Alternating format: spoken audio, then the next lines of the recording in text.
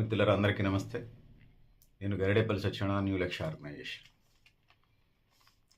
ఆంధ్రప్రదేశ్లో అభివృద్ధికి సంబంధించి నిరంతరం డిబేట్ జరుగుతూ ఉన్నది. దాని సారాంశం కూడా మనకి తెలుస్తూ ఉన్నది.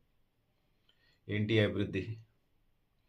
రోడ్లు, ట్రాన్స్పోర్టు, విమానయానాలు, అంటే సముద్ర తీర ప్రాంతం ఉంది కాబట్టి హార్బర్లు, షిప్లు, వాటికి సంబంధించింది, ఎయిర్పోర్టుకు సంబంధించింది. ఇలా ఉత్తరాంధ్రాకి సంబంధించి వచ్చినప్పుడు ఉత్తరాంధ్రలో విశాఖపట్నానికి దగ్గరలో భోగాపురం ఎయిర్పోర్ట్ ఇలా చర్చనీయాంశంగా ఉన్నది.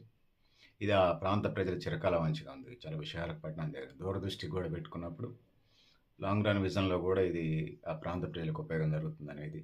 ముఖ్యంగా విశాఖపట్నానికి చాలా నియరెస్ట్గా ఉంది. ఏరో సిటీగా దీన్ని డెవలప్ చేసేటువంటి కార్యక్రమం. దానివల్ల వ్యాపారాలు పెరుగుతాయి, పరిశ్రమలు వస్తాయి, ఐటీ రంగం, ఇతర ఏదైతే ఉందో ఇతర రంగాలకు సంబంధించి హాస్పిటల్స్ కానీ, లేకపోతే కోల్డ్ స్టోరేజ్లు కానీ, పబ్స్ కానీ, గిడ్డంగులు కానీ, ఇంకా అనేక రకాల డెవలప్మెంట్స్ దాన్ని బేస్ చేసుకొని ఆ ప్రాంతంలో అభివృద్ధి కావడానికి ఆస్కారం ఉంది. ఇక విద్యారంగానికి వచ్చినప్పుడు అనేక ఐటీ సెక్టర్ డెవలప్ అవుతుంది. ఇంకా గంగవరం పోర్టు, విశాఖ పోర్టు, ఈ విధంగా జాతీయ రహదారులు, గంగా ఇట్లా ఇంకా అనేక రకాల ఇది ఉన్నాయి. అక్కడ ప్రత్యేక రకమైనటువంటి వాతావరణం ఉంటుంది. విశాఖపట్నం అంటారు కదా. ఉద్యానవన పంటలు పండించుకునే కార్యక్రమం కూడా ఉంది. దీంతో విదేశీ పర్యాటకులు విమానాశ్రయం పడ్డప్పుడు విదేశీ పర్యాటకులు బీచ్ కూడా దగ్గర ఉంటుంది. విశాఖపట్నం బీచ్ విదేశీ పర్యాటకులు రావడానికి దగ్గర అవకాశం ఉంటుంది. లోకల్ పర్యాటకులు, రాష్ట్ర దేశ పర్యాటకులు కాకుండా విదేశీ పర్యాటకులు అరకు లోయ, బుర్రా గుహలు, భీమిలి బీచ్,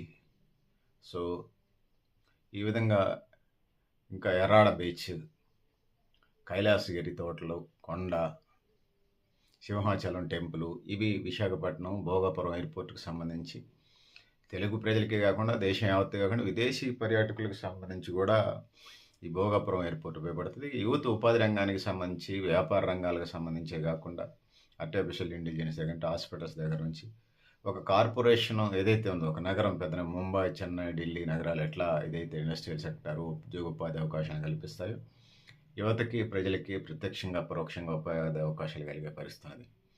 ఈ భోగాపురం ఆంధ్రాలో, ఉత్తరాంధ్రలో, ముఖ్యంగా ఆంధ్రప్రదేశ్ స్టేట్లో భోగాపురం ఎయిర్పోర్ట్ ప్రస్తుతం కెపాసిటీ 60 లక్షల మందితోని ఈ ప్రాజెక్ట్ స్టార్ట్ చేస్తున్నారు. రాకపోకలకు సంబంధించి ఇది 1,80 లక్షలకు స్ట్రెంథన్ చేసే ఎజెండాగా మనకి కనపడతా ఉంది.